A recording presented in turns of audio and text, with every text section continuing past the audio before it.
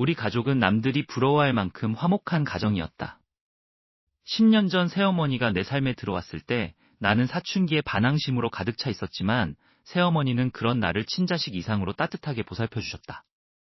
새어머니의 남동생인 외삼촌 역시 마찬가지였다. 주말마다 나를 데리고 낚시를 가거나 고민을 들어주며 친형처럼, 때로는 든든한 삼촌처럼 내 곁을 지켜주었다. 그리고 내 세상의 중심이었던 아버지. 아버지는 늘 민우야, 네가 우리 집안의 기둥이다 라며 나를 신뢰해 주셨다. 나는 이 세 사람을 온 마음을 다해 믿었고 우리가 세상에서 가장 단단한 유대로 묶여 있다고 확신했다. 그 평화로운 일상 속에서 우리 집안의 가장 큰 버팀목은 단연 할아버지였다. 할아버지는 자수성가로 제조회사를 일구신 완고하지만 자애로운 분이셨다. 할아버지는 명절이나 가족 모임이 있을 때마다 친척들 앞에서 공공연하게 말씀하시곤 했다. 우리 가업은 대를 이어 제대로 키워야 해. 민우가 대학을 졸업하면 내가 가진 회사 지분은 모두 민우에게 물려줄 것이다. 녀석은 그럴 자격이 있어. 새어머니와 외삼촌은 그럴 때마다 환하게 웃으며 당연하죠 아버님, 민우가 얼마나 든든한데요 라고 맞장구를 쳤다. 아버지 역시 흐뭇한 미소를 지으며 내 어깨를 토닥여 주셨다. 나는 그 모든 순간이 영원할 줄 알았다.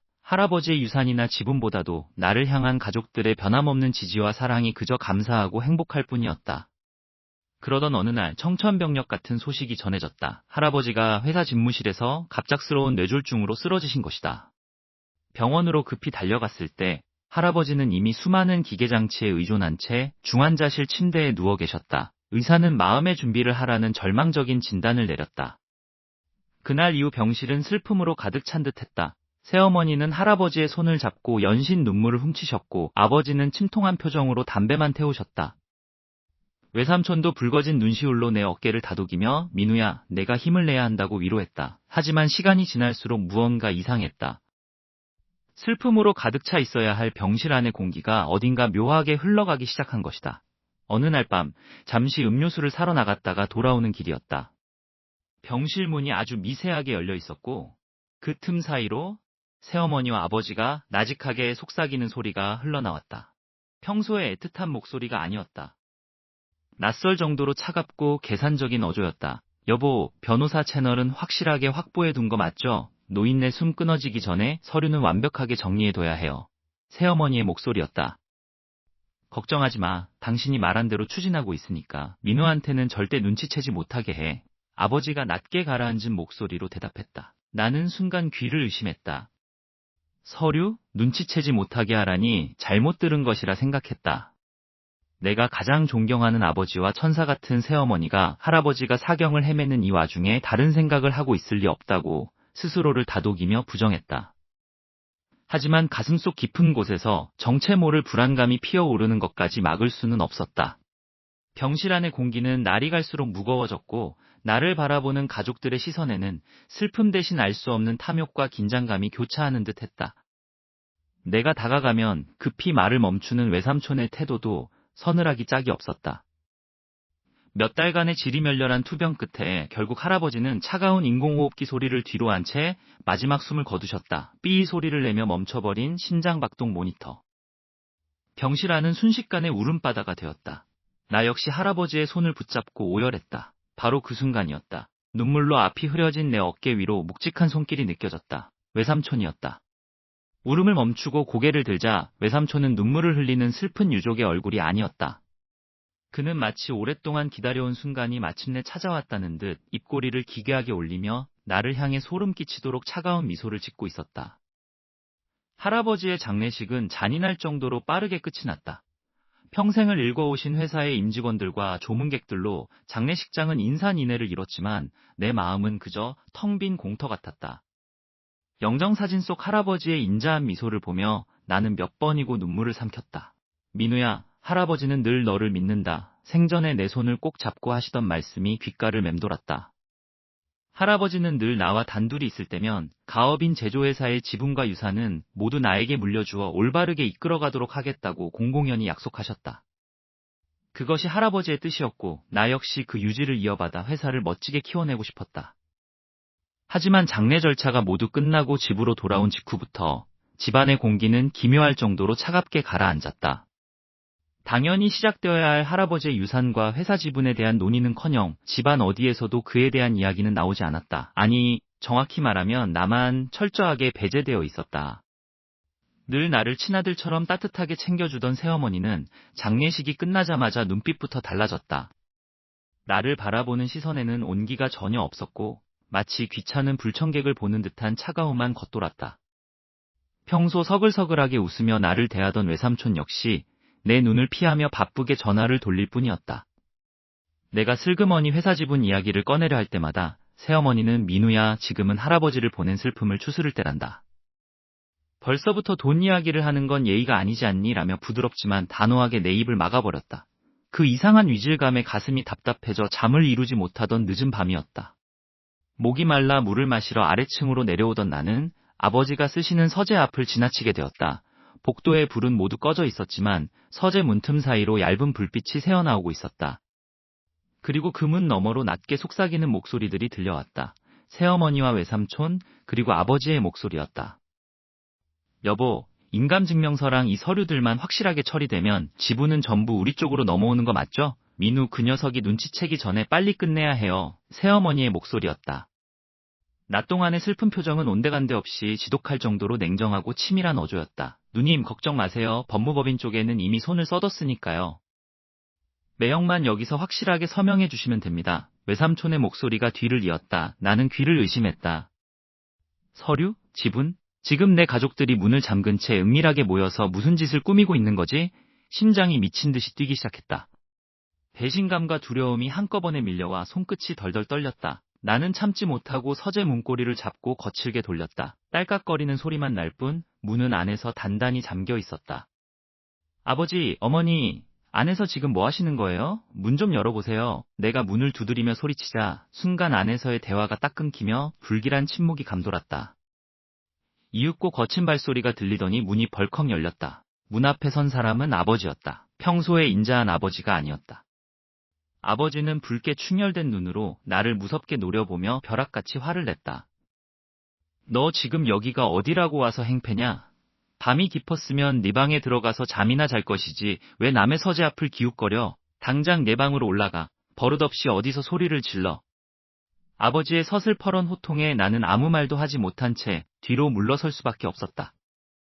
아버지의 어깨 너머로 다급하게 책상 위의 서류들을 가방에 집어넣는 새어머니와 외삼촌의 모습이 보였다. 아버지는 나를 쫓아내듯 문을 쾅 닫아버렸고 다음날 아침이 되자 할아버지가 생전에 서재에 보관해두셨던 개인 서류들과 비밀장부들은 모두 흔적도 없이 자취를 감추어버렸다. 가족들이 나를 속이고 있다는 확신이 들었다. 하지만 물증이 없었다. 온종일 지옥 같은 의구심에 시달리던 나는 모두가 집을 비운 틈을 타 단서를 찾기 위해 서재와 거실을 뒤지기 시작했다. 그러다 발걸음이 멈춘 곳은 새어머니의 방 앞이었다. 조심스럽게 방 안으로 들어가 주위를 살피던 중 화장대 밑에 있는 작은 쓰레기통이 눈에 들어왔다. 그 안에는 무언가 급하게 찢어서 버린 종이 조각들이 가득했다. 나는 홀린 듯이 쓰레기통을 뒤집어 종이 조각들을 바닥에 펼쳤다. 그리고 그것들을 하나하나 맞춰 나가던 순간 나는 숨을 쉴 수가 없었다. 그것은 할아버지가 쓰러지시기 직전의 날짜로 발급된 할아버지의 생전 개인 인감증명서 발급 신청서였다. 신청인 란에는 할아버지의 이름이 적혀 있었지만 필체는 명백히 할아버지의 것이 아니었다. 게다가 가차없이 찢겨나간 종이 틈새로 보이는 새어머니의 차가운 글씨체. 순간 머리를 강타당한 듯한 충격과 함께 머리끝부터 발끝까지 피가 전부 머뭇거리는 것처럼 등골이 오싹하게 서늘해졌다. 꺾여버린 진실의 조각을 손에 쥔 채 나는 어둠 속에서 부르르 떨고 있었다. 할아버지의 장례식이 끝난 지 겨우 사흘째 되는 날이었다. 집안을 감도는 공기는 숨이 막힐 정도로 무겁고 기묘했다. 새어머니와 외삼촌, 그리고 심지어 아버지까지 서재에 모여 문을 걸어 잠그고 무엇인가를 모의하던 그 강렬한 위화감이 머릿속을 떠나지 않았다. 할아버지는 생전에 입버릇처럼 말씀하셨다. 민우야, 이 회사는 네가 이끌어가야 한다. 네가 내 유일한 핏줄이자 희망이니까. 하지만 지금 상황은 할아버지의 약속과는 전혀 다른 방향으로 흘러가고 있었다. 유산 상속이나 회사 지분에 대한 이야기는 그 누구도 내 앞에서 꺼내지 않았다. 마치 내가 이 집안에 존재하지 않는 유령이라도 된 것처럼 그들은 철저하게 나를 배제하고 있었다. 도대체 무엇이 잘못된 걸까? 할아버지의 유산이 정상적으로 상속되지 않고 누군가의 더러운 손에 의해 조작되고 있다는 강한 의심이 확신으로 바뀌기 시작했다. 나는 참다 못해 회사 법무팀의 김 팀장에게 전화를 걸었다. 그는 할아버지 밑에서 20년 가까이 일하며 우리 가족의 대소사를 모두 알고 있는 신뢰할 만한 사람이었다. 하지만 신호음이 한참을 울린 끝에 연결된 김 팀장의 목소리는 평소와 달리 차갑고 딱딱했다. 민우 씨, 죄송하지만 상속이나 지분 관련 문제는 제가 함부로 말씀드릴 수 있는 사안이 아닙니다. 회장님의 개인자산 관리인 쪽에 문의해 보시는 게 좋을 것 같습니다. 변명 섞인 대답 끝에 그는 서둘러 전화를 끊어버렸다. 곧바로 할아버지의 오랫동안 개인자산 관리를 맡아온 박 대표에게 연락을 취했다. 그러나 돌아온 반응은 더욱 절망적이었다. 아, 민우 도련님, 지금은 제가 출장 중이라 바쁩니다. 나중에 다시 연락드리죠. 박 대표는 내 질문이 시작되기도 전에 핑계를 대며 전화를 뚝 끊었다. 그들의 태도는 너무나 명백했다. 이미 새어머니와 그 일가가 손을 써둔 탓이 분명했다. 회사 법무팀도 자산관리인도 모두가 약속이나 한 듯 입을 닫고 나를 피하고 있었다. 거대한 벽 앞에 홀로 서 있는 듯한 지독한 무력감이 온몸을 덮쳤다. 답답한 마음에 할아버지가 쓰러지시던 당일의 행적을 다시금 추적하기 시작했다. 할아버지의 수행비서에게 몇 번이고 사정한 끝에 그날의 타임라인을 겨우 들을 수 있었다. 그리고 나는 충격적인 사실을 포착했다. 할아버지가 갑작스러운 뇌졸중으로 쓰러지시기 불과 몇 시간 전 회사 근처의 한 한정식집에서 외삼촌과 단둘이 은밀하게 만났다는 정황이었다. 평소 할아버지는 외삼촌의 사업 방식을 마음에 들어하지 않으셨고 공적으로나 사적으로나 단둘이 만나는 일은 절대 없었다. 그런데 그날은 왜 지독한 폭우가 쏟아지는 와중에도 외삼촌을 만나셨던 걸까? 외삼촌의 교활한 미소와 새어머니의 차가운 눈빛이 겹쳐지며 내 안에서 모든 의혹의 화살이 외삼촌을 향하기 시작했다. 외삼촌이 배후에서 이 모든 판을 짜고 할아버지를 협박하거나 서류를 조작한 게 틀림없다는 생각이 들었다. 배신감과 분노로 심장이 터질 것처럼 쿵쾅거렸다. 내 손으로 직접 진실을 밝혀내겠다고 다짐하며 주먹을 불끈 쥐던 바로 그 순간 바지 주머니 속의 스마트폰이 날카로운 진동음을 내며 울렸다. 화면에 뜬 이름은 할아버지의 오랜 전담 변호사였다. 다급하게 전화를 받자마자 수화기 너머로 들려오는 변호사의 다급하고 무거운 목소리가 내 귀를 찔렀다. 민우 씨, 지금 당장 제 사무실로 오셔야겠습니다. 회장님의 생전 뜻과는 다르게 이미 모든 지분 양도와 관련된 비밀 서류가 완전히 집행되어 처리 완료되었다는 통보를 받았습니다. 지금 민우 씨 지분은 단 1%도 남아있지 않습니다. 청천벽력 같은 목소리가 내 세계를 산산조각 내며 무너뜨렸다. 법률사무소의 무거운 철문을 열고 들어설 때까지만 해도 나는 내 눈으로 마주하게 될 진실이 이토록 잔인할 줄은 상상조차 하지 못했다. 어두운 톤의 원목 책상 위에 툭 하고 놓인 두꺼운 서류 봉투. 변호사는 안타까운 시선으로 나를 바라보며 천천히 입을 열었다. 민우 씨, 마음 단단히 먹고 보셔야 합니다. 할아버님께서 생전에 남기신 최종 지분 양도 문서입니다. 손끝이 차갑게 떨려왔다. 마른 침을 삼키며 조심스럽게 봉투 속의 종이들을 꺼냈다. 하얀 종이 위에 박힌 글자들을 읽어 내려가던 나는 순간 숨을 쉴 수가 없었다. 내 온몸의 피가 거꾸로 솟구치는 것만 같았다. 문서의 내용은 명확했다. 할아버지가 평생을 바쳐 일구어 놓으신 제조회사의 지분 전량이 내가 아닌 새어머니의 남동생, 즉 외삼촌에게 양도되었다는 내용이었다.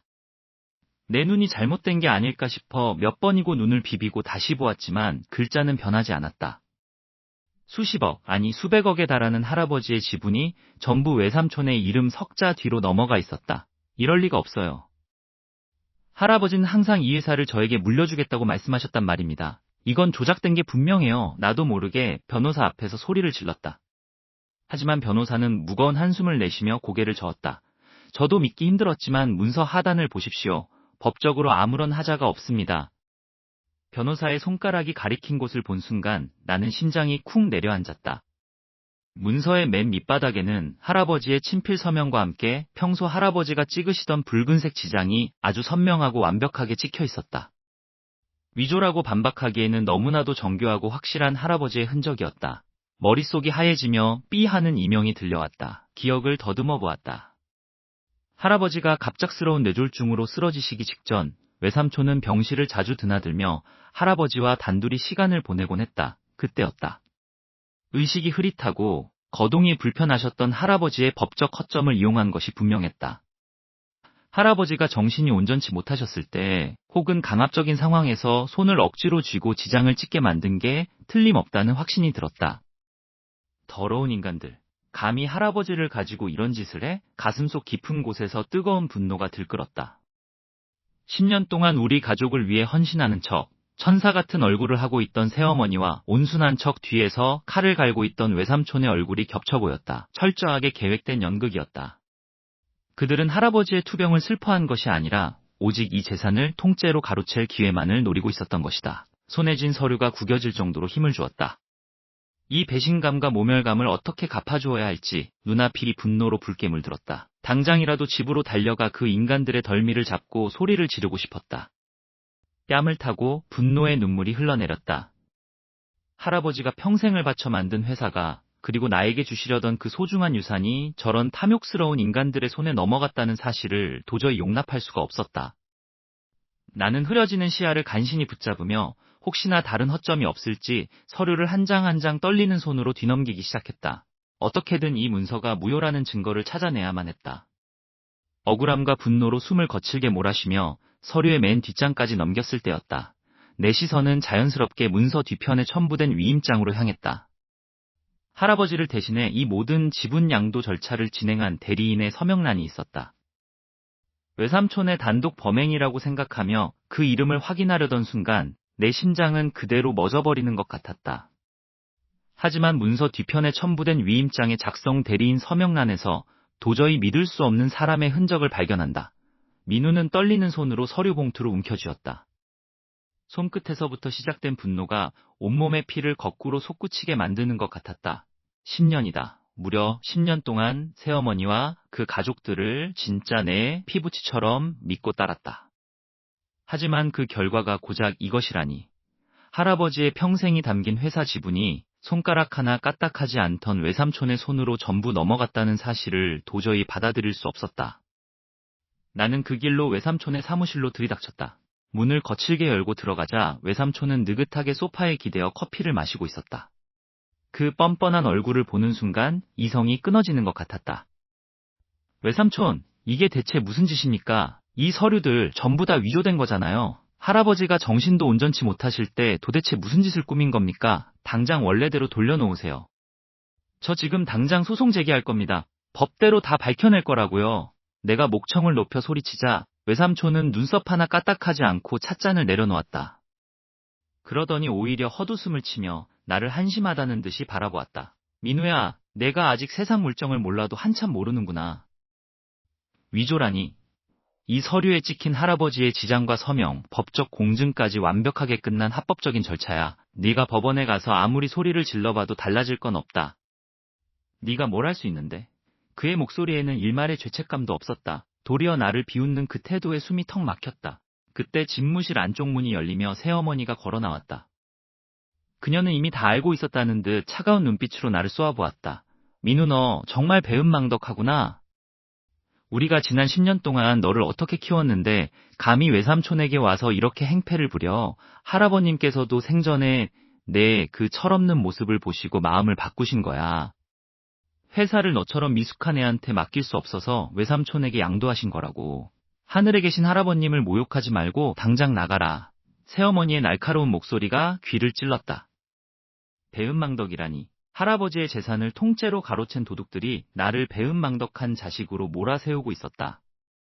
억울함과 배신감에 눈물이 왈칵 쏟아질 것 같았지만 이들 앞에서 약한 모습을 보이고 싶지 않아 입술을 피가 나도록 깨물었다. 더 이상 이 인간들과는 말이 통하지 않는다는 것을 뼈저리게 깨달았다. 사무실을 뛰쳐나온 나는 곧바로 국내에서 가장 신뢰할 수 있는 대형 로펌으로 향했다. 내 전 재산을 털어서라도 이 추악한 진실을 밝혀내야만 했다. 변호사 접견실에 앉아 깊은 한숨을 내쉬었다. 차가운 에어컨 바람이 불어왔지만 내 속은 시커멓게 타들어가고 있었다. 담당 변호사는 내 이야기를 진지하게 들은 뒤 서류들을 꼼꼼히 검토하기 시작했다. 외삼촌을 상대로 한 본격적인 지분 반환 소송, 그리고 할아버지의 생전 병원 기록과 위임장 작성 당시의 서류 조작 여부를 밝히기 위한 철저한 조사가 시작되었다. 쉽지 않은 싸움이 되겠지만 절대로 물러설 생각은 없었다. 며칠 후 불안감에 휩싸여 며칠 밤을 설친 채 침대에 누워있을 때였다. 칠흑 같은 어둠 속에서 갑자기 스마트폰이 요란하게 울렸다. 화면을 보니 로펌에서 고용한 전문 조사관의 번호였다. 가슴이 쿵쾅거리기 시작했다. 떨리는 손으로 통화 버튼을 누르고 귀에 대자 수화기 너머로 다급하면서도 흥분된 목소리가 들려왔다. 민우 씨, 지금 당장 들으셔야 합니다. 저희가 위임장 원본 파일이 생성된 서버에 로그 기록을 추적하던 중이었습니다. 그런데 할아버님이 쓰러지셨던 그 당일, 진짜로 이 서류 조작을 주도하고 위조 문서를 업로드한 주동자의 IP와 디지털 필적을 마침내 찾아냈습니다. 그런데 그 IP의 위치가 로펌 사무실의 묵직한 유리문이 닫히는 소리가 유난히 차갑게 들렸다. 내 앞에는 수십 장의 서류 뭉치와 함께 녹음 파일이 담긴 USB가 놓여 있었다. 외삼촌이 할아버지의 정신이 온전치 못한 틈을 타 서류를 위조했을 것이라는 나의 확신은 완전히 빗나갔다. 변호사가 무거운 침묵을 깨고 서류 한 장을 내밀었을 때 내 심장은 그대로 멎는 것만 같았다. 민우 씨, 마음 단단히 먹고 들으세요. 할아버님의 지장과 서명을 받아내고 로펌을 통해 모든 지분 양도 절차를 완벽하게 처리한 몸통은 외삼촌이 아닙니다. 변호사의 손가락이 가리킨 곳에는 너무나도 익숙한 이름, 석자가 또렷하게 박혀 있었다. 바로 나의 친아버지였다. 세상에서 가장 믿었던, 그리고 어머니를 잃은 나에게 유일한 버팀목이라고 믿었던 아버지가 이 모든 조작의 전면에 서 있었다. 머릿속이 하얘지며 아무런 소리도 들리지 않았다.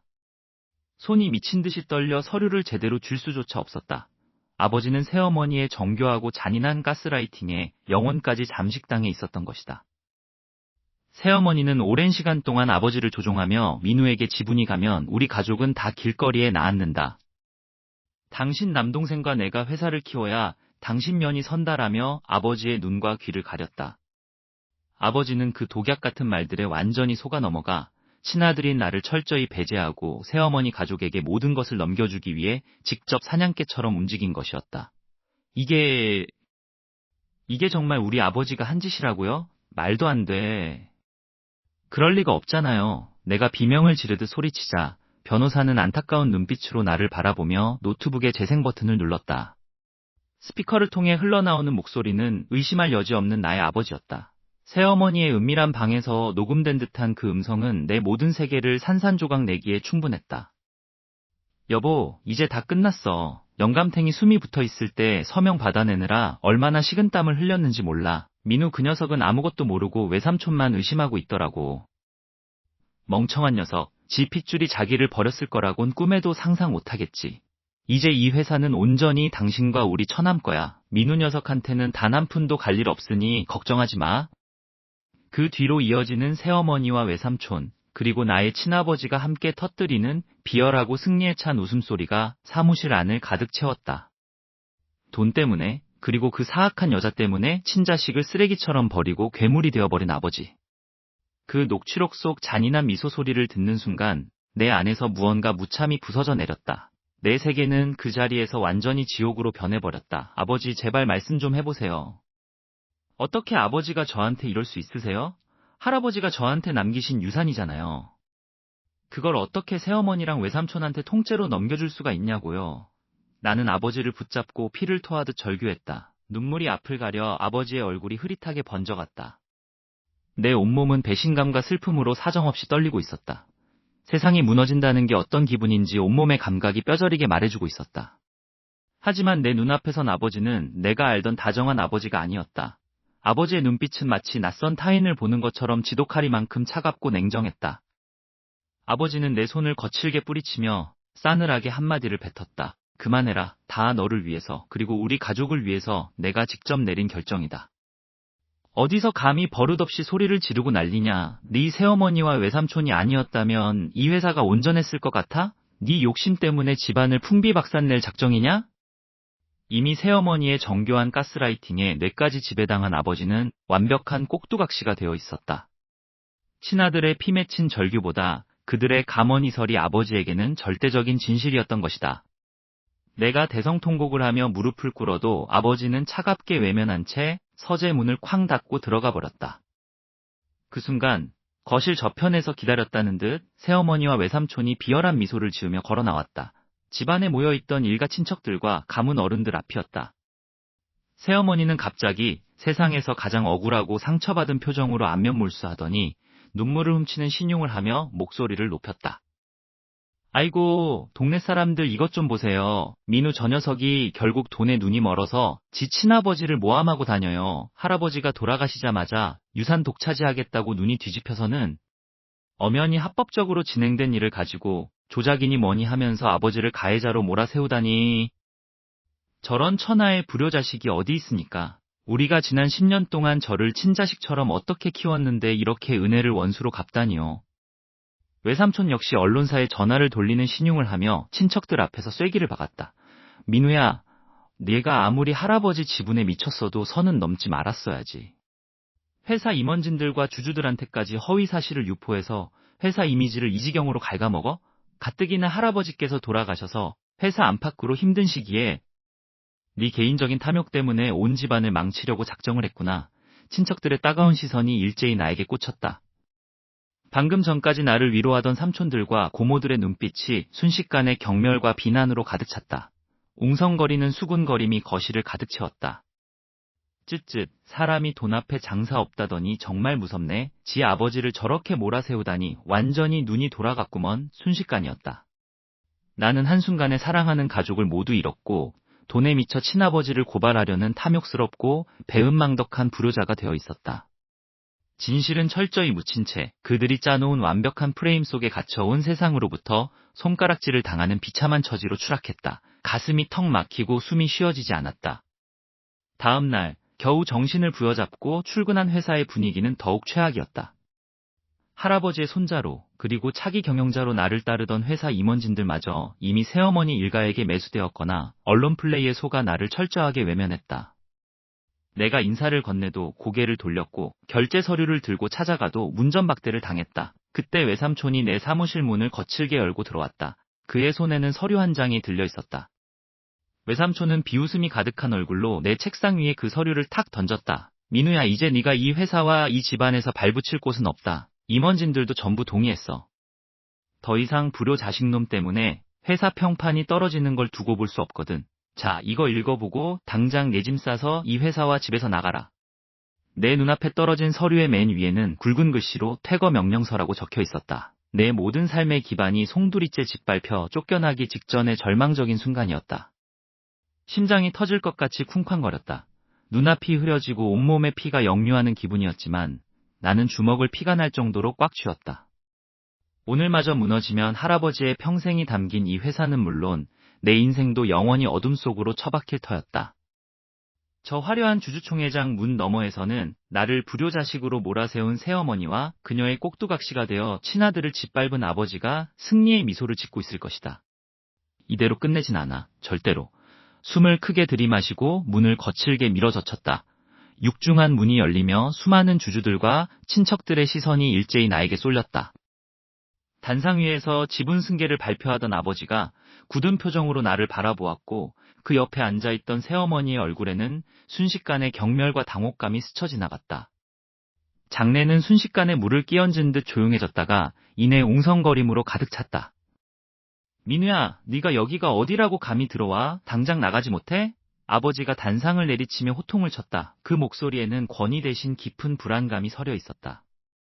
하지만 나는 흔들리지 않고 당당하게 걸어나가 단상 중앙에 마이크를 잡았다. 모두 주목해 주십시오. 오늘 이 자리에서 발표되는 지분 승계는 전적으로 무효입니다. 여기 계신 제 아버지는 새어머니 일가의 조종을 받아 의식이 불분명하셨던 할아버지의 서류를 강제로 조작했습니다.